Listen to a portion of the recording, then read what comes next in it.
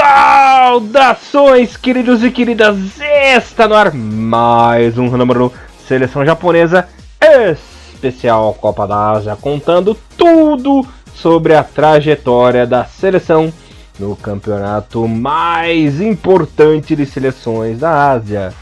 Aqui você ouvinte ficar por dentro de tudo o que rola, os fatos e jogos da JFA. Bom, como sempre, você está na companhia de Elias Falas, o Barburinho, alegria da apresentação, comentários dele, o mito, Mr. Thiago Henrique Cruz. Eu tinha feito um apelido pra você em off a última vez. Esqueci, mas agora eu esqueci, Thiagão. Você lembra o que era? Eu não lembro o que a gente tava comentando, cara. Sinceramente, eu não lembro. Não sei se tinha alguma coisa a ver com Star Wars. Eu não lembro agora, sinceramente. Ah, é verdade. Aí, eu lembrei. Lembrou? Mr. Thiago e Cruz, o Lando Calrissian brasileiro. Que beleza. Tudo bem com você, Thiagão? Como é que vai esse bigode, rapaz? E a capa? Que beleza. A capa tá beleza, o bigode nem tanto, né? Essas piadas em off. Lembrando que, bem, o Lando Calrissian, eu acho que deve ser a única coisa que salva daquele filme Mequetrefe do Han Solo, né? Mas é isso, né? Não tive coragem de ver. Não veja, cara. Você não tá perdendo grandes coisas. Bom dia, boa tarde, boa noite, nossos queridos ouvintes. Muito bom dia, boa tarde e principalmente boa noite pra você também.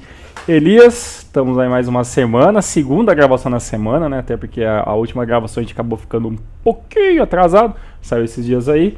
E agora, primeira fase já resolvida, Japão classificado, temos que discutir um pouquinho como foi a escalação, como os jogadores se comportaram, mas basicamente já dá pra gente dar um pequeno spoiler que todo mundo já deve saber, Japão em primeiro do grupo, né? Então há um certo, pelo menos, alívio a gente ter conseguido esse inesperado, pode dizer assim, 100% na primeira fase, já que a gente não jogou tão bem assim, né?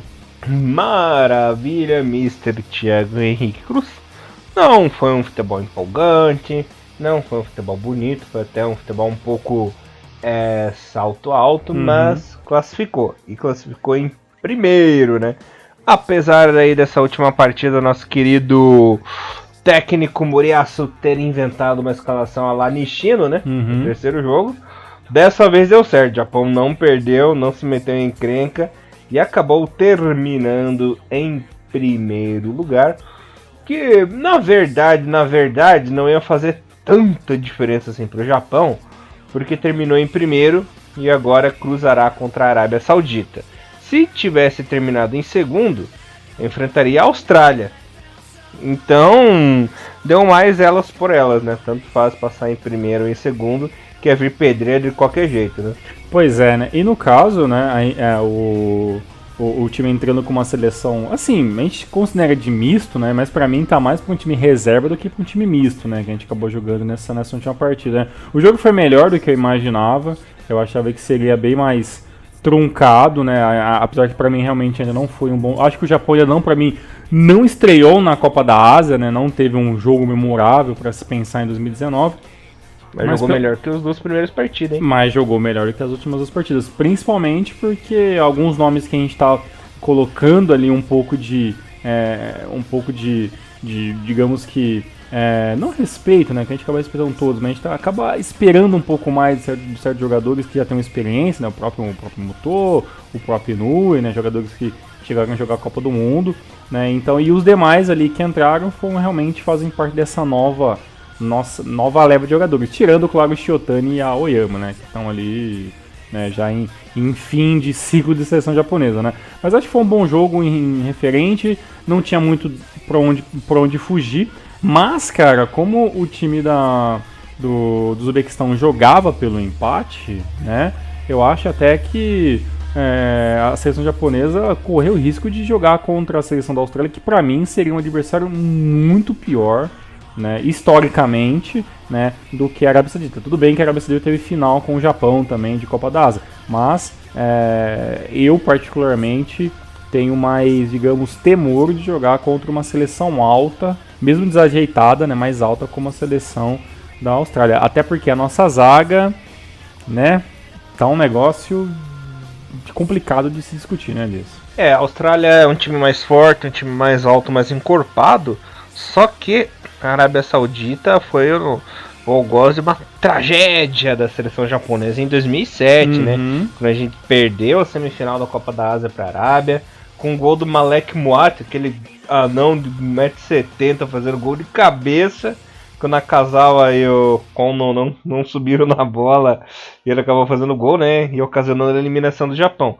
Uma lembrança positiva do Japão, na verdade duas, né? Que o Japão ganhou em 92 e 2000 na final da Arábia, né? Mas a Arábia é sempre um adversário chato, uma equipe tradicionalíssima ali, rival master da seleção japonesa. Inclusive a Arábia Saudita, os sauditas não gostam da seleção japonesa, né? Uma rivalidade regional asiática bem grande. Declaradamente isso mesmo, de não gostar do Japão? É, declarado, só não. Se você parar pra pensar, alguns não declaram, né? Mas a maioria não declara ser rival, não gosta do Japão. Tirando ali do leste asiático ali, a maioria não gosta. Só Tailândia gosta, Filipinas, Vietnã, essas seleções assim, tem muitos simpatizantes da seleção japonesa, né? Que você vê aí no comentário do futebol, ele gosta do Brasil e do Japão. Mas a parte ocidental da Ásia ali, países árabes, ninguém vê com a cara do Japão. E claro, né? China e as Coreias, né? Exatamente, até por causa que isso é mais um fator histórico, né? Devido às guerras e tudo mais ali, né? Todo um negócio que a gente tem uma grande aspas aqui, a gente tem um grande projeto de um dia fazer um programa bem histórico sobre a história do Japão e tudo mais, do continente asiático. Quem sabe um dia isso sai do papel, até porque isso denomina muito tempo de estudo. Mas, Elias, eu não sei se você deve concordar, acho que em algum momento a gente acabou conversando sobre isso, algum Hindomaru. A seleção da Arábia Saudita, nosso próximo adversário, é uma seleção que, por mais que tenha todo esse fator histórico e tudo mais, é uma seleção que não anda saindo muito do quase, né? Chegou muito bem na Copa do Mundo, mas aí acabou sendo pela porta dos fundos, o grupo também não era tão fácil assim. Então, tipo assim, é uma seleção que, se tem uma geração melhor do que a última, pelo menos, é uma seleção que ainda não conseguiu resultados assim de grande expressão, né? A Arábia Saudita anda no ostracismo asiático desde 2006, né? Que jogou na última Copa do Mundo, acabou sendo derrotado pelo Iraque em 2007, inclusive na Copa que eliminou o Japão, né? E depois disso entrou num ostracismo total, né? Coadjuvante total. Não jogou a Copa de 2010, não jogou a Copa de 2014, decaiu muito o seu futebol, né, Thiagão? Inclusive, na Copa da Ásia 2011 chegou a ser goleado pela seleção japonesa, não passou da primeira fase. Inclusive o Maeda dando show naquela partida e tudo mais. E ficou um tempão ali sendo na parte escura da Ásia, por assim dizer, né, Thiagão? Ali nas sombras. E só agora que está reconstruindo seu murinho novamente, né? Então, essa nova geração saudita aí tem muito a que nadar ainda nesse oceano. E tem um detalhe importante, né? Perdeu o último jogo pela Copa da Ásia, perdeu 2-0 pro Qatar, né? O que mostra que ainda assim é uma seleção forte, estava classificada, estava lutando ali por liderança de chave, mas né, na teoria a Arábia Saudita é mais time que o Qatar, né? Só que aí, né, em campo são outros 1.500, né? Outros 500, né? Lembrando que o Qatar, na minha opinião, foi a grande surpresa dessa chave, que terminou com 9 pontos na liderança. Eu lembro que eu havia dito que o Qatar não se classificaria, ficaria no máximo em terceiro colocado, se passasse de fase, né, Thiagão? Mas é um time que conseguiu se achar muito pela motivação de sediar o próximo Mundial, né, a próxima Copa do Mundo. Então eles não querem fazer feio, querem dar o cartão de visitas aí nessa Copa da Ásia para poder fazer alguma coisinha legal na Copa do Mundo, né? Pois é, né? Então, e isso acaba com certeza animando e muito a própria seleção, a confederação, toda a preparação. Acho que vai ter até nesses próximos anos um investimento muito maior, talvez um investimento que o Qatar nunca teve, né? Pelo menos nos últimos 20 anos, pelo menos. Então, assim, vai ser pelo menos uma equipe um pouco mais complicada de se enfrentar, né? Claro que o Qatar, para Japão enfrentar Qatar é uma outra história, né? Aí eu acho que só perde final mesmo. Mas a Arábia Saudita que com esse tropeço, né, ele chega um pouco acuado, né? Se perdeu pro Qatar, a possibilidade de perder pro Japão é muito grande. Então eu acho que nessa oitava de final, a gente vai ter um joguinho um pouco mais truncado. Mas antes de a gente falar um pouco mais sobre o próximo jogo da seleção, Elias, afinal de contas, como a seleção entrou em campo e o que você achou do jogo? Certo, o Japão entrou com uma escalação mista com Schmidt no gol, Makino, Shiotani, Muroya, Sasaki, Genta Miura, Inui, Aoyama, Muto, Kitagawa e Junya Ito. Eu achei, entrou no segundo tempo Haraguchi, Wataru Endo, Tomiyasu, né, Tiagão? Eu achei essa equipe do Japão mais ofensiva e mais solta que o time titular. Talvez por ter essas grandes novidades, como o Inui querendo mostrar serviço, o Kitagawa começando muito bem, né? Comecinho, Muto diferente também. Era um sangue novo que essa seleção precisava aí na primeira fase, né? Jogadores que nós queríamos muito que atuassem, né? O Inui, o próprio Muto, que fez um gol de cabeça, né? Fazia muito tempo que eu não via o Japão fazer um gol de cabeça. E o Muto fez gol, né? Não queria mais o quê? Apesar de ter começado perdendo o jogo, o Japão não estava mal na partida, só que acabou por vacilar na defesa e o Shomurodov costurou os dois defensores ali. Se eu não me engano, foi o Makino e o Sasaki, né? Isso, ele acabou ele parecendo, pra variar, a Makino fazendo bosta, né? E foi lá e fez um gol bonito, né? Tirou o Daniel Schmidt, bateu naquele estilo Romário, né, Thiago? Com a parte de fora do pé, assim. Bom atacante, né? Bom atacante número 14, né? Bom jogador mesmo, deu um certo trabalho ali para a seleção japonesa, mas esse susto fez a seleção por acordar um pouquinho. Muto foi lá e fez o gol no fim do primeiro tempo. Lembrando que esse jogador aí, o Shomurodov, ele atua na Rússia, né? Joga no Rostov, uma equipe ali da primeira divisão da Rússia, então ele está acostumado com jogos mais truncados, né? Por jogar na Europa. Então ele realmente foi muito bem. Continuando falando da seleção japonesa, uma coisa que eu gostei muito também, Thiagão, é que a seleção ela não estava naquela idiotice dos jogos passados de querer finalizar e passar de qualquer jeito, né? O time estava pensando mais um pouco. Talvez o Moriyasu tenha dado uma bronca pro pessoal não ser tão afobado, né? Que eu vi o time construindo jogadas melhores nessa partida. Pois é, o Uzbequistão não era uma seleção que tinha uma zaga tão poderosa assim, então eu acho que o trabalho de bola um pouco mais organizado, uma hora, né, esse vai e vem, esse toca para um lado, toca para o outro, volta um pouco, pensa um pouco mais, iria ajudar até a desmontar o sistema ofensivo. Então, muitas vezes você viu o Japão tentando abrir pelas pontas, principalmente porque nesse jogo tinha dois jogadores que teoricamente têm muita velocidade, né? Tem o Junya Ito, né, e também o Inui, que já não é mais tão rápido, mas ainda assim é um jogador... Mas chutou bem, né? Deu uns chutes bons. Sim, ele sim, que sim. Tem essa arma, né? Esse artifício de chutar de fora da área ali. Exato. Deu bastante trabalho pro goleiro. O Inui, que ele, quando ele entrou na seleção, ele veio para ser esse cara de velocidade. Ele veio para ser o que é o Junya Ito hoje, né? E com o passar do tempo, o Inui, ele foi perdendo um pouco da velocidade, mas ele foi ganhando muito em finalização. Né? Então hoje ele é um cara que vem para ataque não só para cruzar a bola, né? Mas ele vem também como um homem de finalização, né? E tanto que o gol que saiu no segundo tempo, que foi o gol do Shiotani, que foi um gol de fora da área, que ele veio receber a bola e chutou, teoricamente poderia ser um gol que o Inui ou o Junya Ito pudesse fazer, né? Que a bola resvalar para trás e alguém vir pegar essa bola e acabar chutando. Então isso é muito interessante, e isso mostra que talvez a seleção há de mudar então pro próximo jogo, né? Porque, como você falou, pareceu mais solta, né? Pareceu jogar um pouco mais fácil, né? Com essa formação. Tudo bem que nesse jogo era um jogo que valia definir adversários, mas as duas seleções estavam classificadas. No próximo jogo pega pra capar, perdeu pra casa, né? Então as coisas começam a ficar um pouco mais interessantes. Mas na minha opinião, qualquer um desses jogadores, né, podem e devem sim entrar no lugar do Minamino, né? Porque realmente tá jogando muito mal, né? Esse começo de Copa da Ásia, né? Então acredito que esse jogo serviu até para o Moriyasu ter mais esse problema, né? De decidir quem realmente vai ser o homem que vai estar ajudando o ataque, né? O Osaka ainda é uma grande incógnita.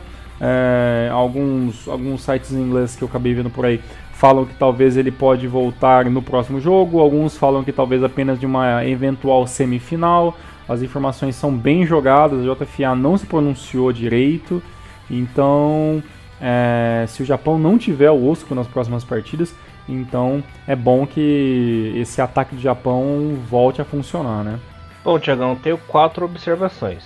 A primeira foi no gol do Shotani, em que o pessoal do Uzbequistão tentou cavar uma malandragem absurda, né? Como que eles queriam que a seleção japonesa, na beira da área ali, parasse o jogo para o jogador do Uzbequistão ser atendido, né? É verdade. Eu nunca vi isso na minha vida. Aí o Shotani foi lá, chutou, fez o gol, e o pessoal veio que nem louco para cima dele. Queria o fair play, né? Cadê o fair play? No ataque, meu filho. Num jogo decisivo. Vai tomar no cu, né? Pelo amor de Deus, né? Quem vai fazer isso? Lógico que não, né, filhão? Pois é. Você tá louco? Esse esquema de fair play é um negócio muito complicado, porque, tipo, quando você tá se preparando pra chutar, quando você tá vendo que o gol tá livre, dificilmente o cara vai chutar a bola pra frente, não é? Não, nem fudendo. Até porque o fair play é um assunto muito complicado, porque ele não tem uma legislação, né? Se o cara tivesse machucado ali, o primeiro cara que deveria parar o lance é o juiz. Se o juiz não parou o lance, né, ou se o juiz não viu necessidade... né? O juiz viu, ele tava de frente pro lance. Então, assim, pra ele não foi falta, o cara só caiu e tudo mais, e, né, continuação. Se fosse meio campo, se fosse lateral, tudo bem, mas um lance que poderia valer gol, sabe, eu acho que time nenhum realmente faria isso, né? E outra, fica também a observação que a gente não sabe se o Uzbequistão fez isso com malandragem realmente, vamos fazer eles dar o fair play pra não tomar o gol, né? Ou se foi realmente, digamos que eles foram ingênuos. Pelo tipo de futebol do Uzbequistão, eu duvido que eles trabalhem com ingenuidade, né? Não, então foi malandragem.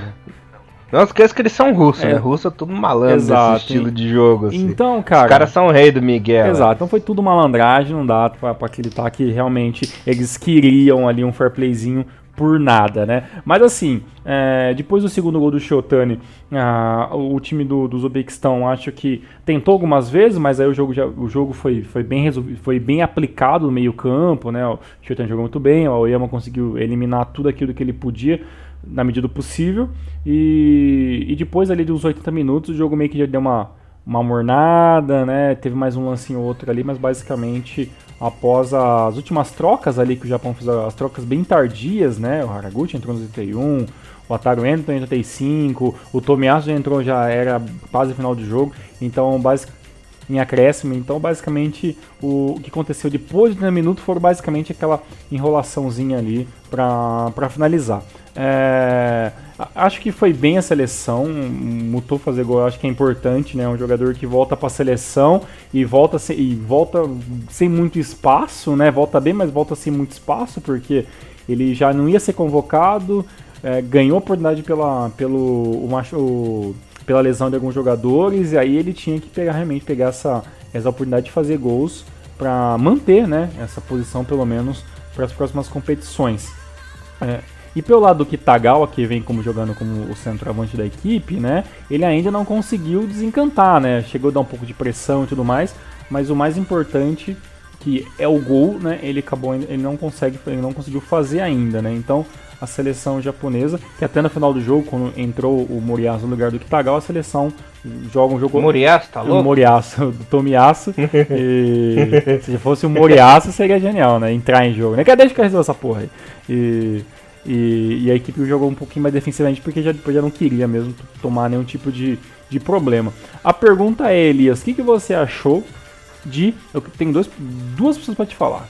Quero saber a sua opinião sobre Daniel Schmidt e Miura do Gambinha.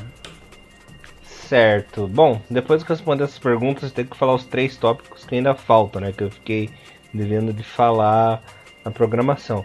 Daniel Schmidt não comprometeu. O gol que ele levou não foi culpa dele. Foi um goleiro seguro na partida. Gostei da atuação dele. Mas o Schmidt e o Gonda, eles estão no mesmo nível, Thiagão. Então... tanto faz o Schmidt jogar quanto o Gonda jogar. O problema maior do Gonda é que ele tem o bracinho de dinossauro, né? Coisa que o Daniel não tem. Ele é um goleiro que se estica mais, é um goleiro que defende bem, chute de fora da área e chute alto, né? O que o Gonda tem um pouco de desvantagem nisso. Então, vai que ele acaba roubando essa vaguinha do Gonda aí na segunda fase, né? Quanto ao Genta Miura, eu ainda prefiro o Yoshida no lugar dele, né? Mas, quem sabe ele não rouba a vaguinha do Makino aí na defesa, né? Que o Makino tá vacilando. Já é a terceira partida consecutiva da Copa da Ásia que ele vacilou nos amistosos. Pra mim, a cota do Makino já estourou. Exato, e eu tô falando isso porque não jogou o Yoshida, mas teoricamente o Yoshida e o Genchoji, eles são os titulares absolutos, né? Mas eu acho que o Miura consegue uma vaga para ser um substituto direto, e aí abre uma vaga para um novo defensor, caso o Makino não jogue bem, né? Com coisa que também tá difícil. Na verdade, eu acho que não é nem a questão do Makino jogar bem. Eu acho que é o esquema do Makino jogar as suas partidas de uma maneira segura, né? E isso a gente não vê mais, né? Eu até não espero eu não espero mais o Makino fazer grandes partidas como zagueiro, mas eu espero que ele seja seguro ali, né? Até porque nós estávamos jogando com um goleiro reserva, né? Então a defesa ela acaba tendo uma importância ainda maior para não colocar o goleiro em uma grande dor de cabeça, né? E assim, o Makino, se você for ver, ele foi colocado ali para ele ser o homem da zaga nessa partida, né? Porque do lado tinha o Sasaki, do lado você tinha o Muroya, depois tinha o Miura, né? Como parceiro de zaga. Então assim, o Makino, ele era o cara que ia ali chefiar, né, essa grande parte da zaga. E assim, infelizmente eu não vejo essa liderança diferente da liderança dele no Urawa Reds, né, na seleção. Ele é um jogador muito mais passivo, né, a gente pode dizer assim, né? Talvez é porque está jogando com jogadores que não são do mesmo time, né, no Japão. Mas um cara do calibre do Makino, rodado como ele é, já tinha que ter essa malandragem para ter essa liderança, né, fora de campo e também na seleção, né? Mas infelizmente isso vai de cada um. Elias, quais são os próximos tópicos que você ficou de fazer? Ah, sim. Bom, faltam mais 3. O segundo é que o Shiotani jogou de volante nessa partida. Eu achei que o Shiotani ia jogar ali dupla com o Makino ali na defesa, né? Mas jogou de volante, jogou bem. Inclusive fez a cobertura do Makino, que só fez bosta na defesa, né? Ele teve que segurar, tanto que ele foi sacrificado com cartão amarelo, né? Porque o Makino não estava dando conta, né? Essa é a minha observação. E foi bem, gostei dele jogando de volante, jogador seguro. Um jogador que ficou um tempo sumido, né, Tiagão? Foi jogar na Coreia, agora tá lá nos Emirados, jogando em casa, né, entre aspas, a Copa da Ásia aí. E voltou para a seleção depois de fazer um tour, né, Tiagão? Ficou um tempinho sem ser convocado. E voltou bem aí para a seleção, chegou na hora certa. O meu terceiro tópico é que quanto ao Osaka, a gente não precisa se preocupar, porque se o Muto jogar o que jogou aí contra o Uzbequistão, o Osaka tá bem substituído, né? Ele fez uma boa partida, foi bem competente aí e deu conta do recado, né? Espero que continue assim. Claro, torcemos aí pela recuperação do Osaka, mas se ele voltar só em uma eventual semifinal, pelo menos o Muto tá dando conta, né? Pois é. Sobre o Shiotani, parece até que ele ganhou a posição como volante meio que na raça, né? Porque ele é um zagueiro que nos Emirados faz de tudo para aparecer no ataque, né? Então é um cara que parece estar querendo avançar um pouco mais na sua posição. Foi bem, jogou bem, é o jogador que na prévia, né, da Copa da Ásia, eu falei que eu queria muito ver ele jogar, jogou bem, assim como você queria ver gol do Muto e saiu. Então essa foi uma partida que os dois jogadores que a gente colocou algumas fichas, né, para esperar nessa Copa da Ásia como certas positividade, acabou acontecendo. Vamos ver se eles continuam. Por mais que o Muto tenha funcionado nesse jogo, eu ainda fico um pouco com o pé atrás em questão de um jogo com um pouco mais de dificuldade, né? Tipo, por exemplo, por mais que a gente saiu atrás do placar nesse jogo, e a resposta veio rápida com o gol de cabeça do Muto, o segundo gol deu uma certa complicada lá, né? A gente chegou até alguns momentos de tomar uma certa pressão do time do Uzbequistão. Até porque se a gente for dar uma olhadinha na parte chata do futebol, né? Que é a parte da teoria do que aconteceu nos números, né? O Japão teve menos posse de bola, né, do que o time do Uzbequistão, né? Foi 43 contra 57. O Uzbequistão prendeu mais a bola, o Japão fez a bola correr um pouco mais, mas foi uma equipe que deu alguns certos sustos, né? Então eu acho que um jogador como o Osako, né, na hora de talvez prender a bola um pouco mais no ataque, ele faz um pouco mais de diferença. Mas como você falou, se o ataque funcionar, essa problemática de não ter um centroavante que faz gol com regularidade como é o Osako, fica um pouco diminuída. O Japão deu 426 toques, né, contra 556, né, como o Uzbequistão ficou mais com a bola e acabou tocando mais. E a porção de passes no Japão foi 83% contra 85%. Chutes a gol, o Japão chutou mais, foi 14 contra 10.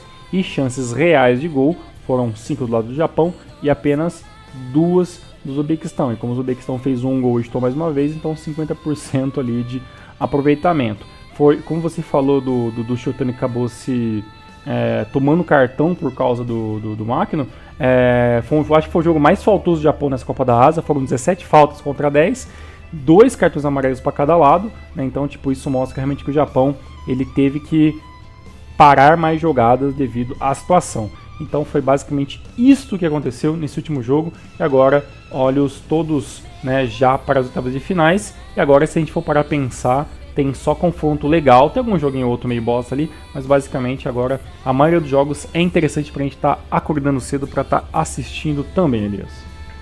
O nível técnico dos times vai melhorando, as faltas vão aumentando, né?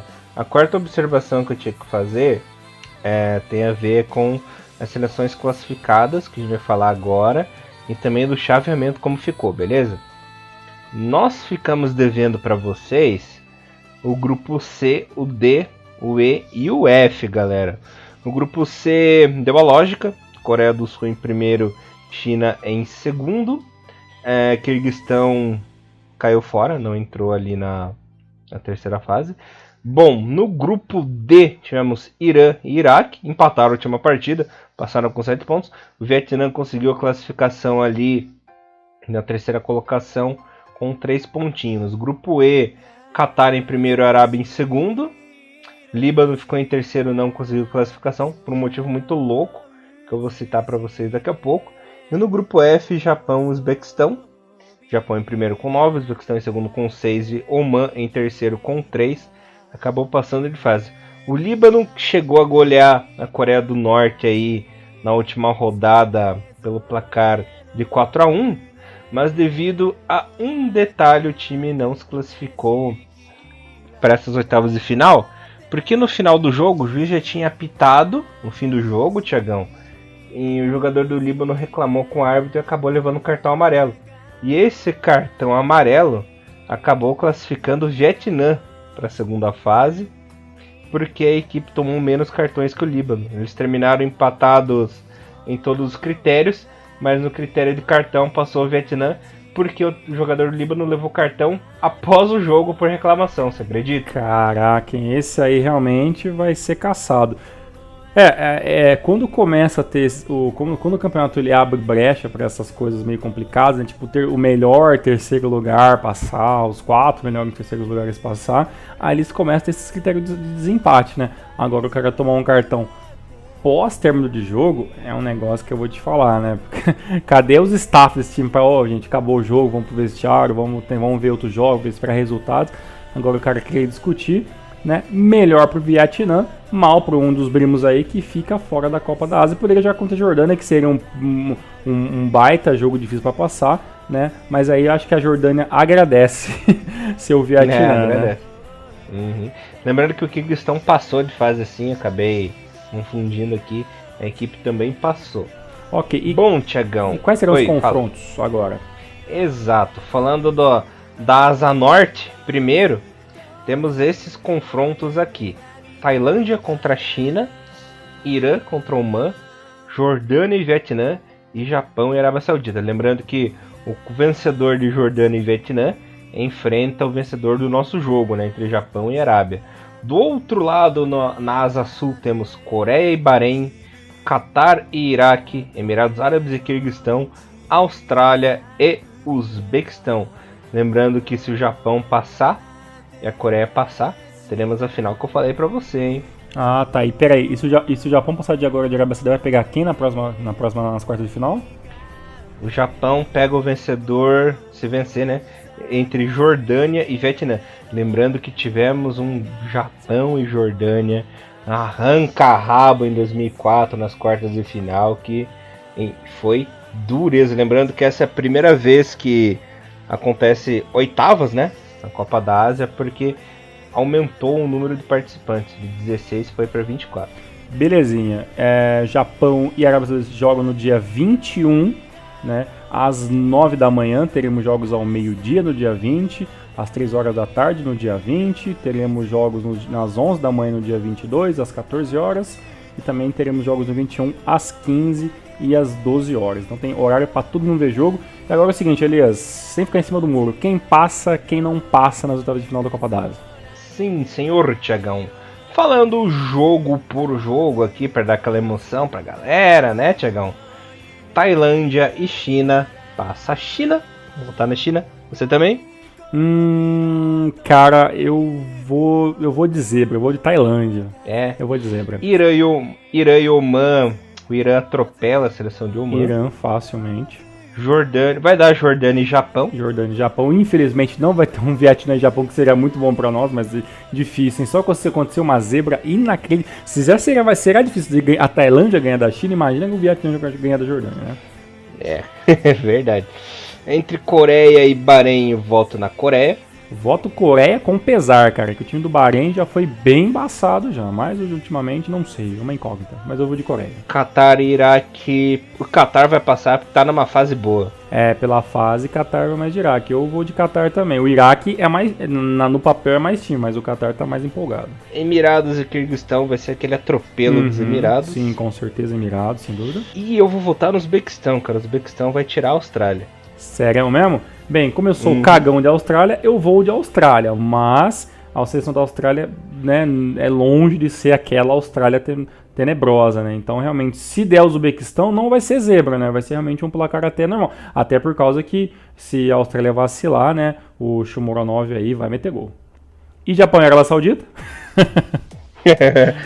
Japão, né? Acredito que o Japão também. A Arábia Saudita é um adversário que tem que ter uma certa relevância, mas não é um adversário assim tão forte, né?